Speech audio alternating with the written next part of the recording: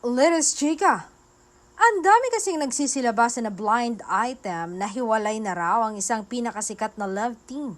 Ang daming sikat na love team sa showbiz industry.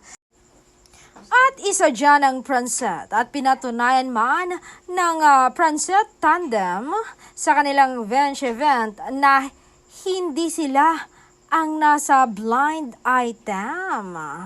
Hinalikan kasi ni Francine si Seth na talagang ikinakilig ng kanilang mga fans. Ganon rin ang Jem Fiang, pinatunayan rin na hindi sila ang napapabalitang hiwalay na dahil ayon kay Fiang, nagliligawan pa lang sila ni GM Ibarra. Ang Donbell kaya, papatunayan ba nila na hindi sila hiwalay? Sabi ng aming source, deadma lang daw ang dalawa sa issue.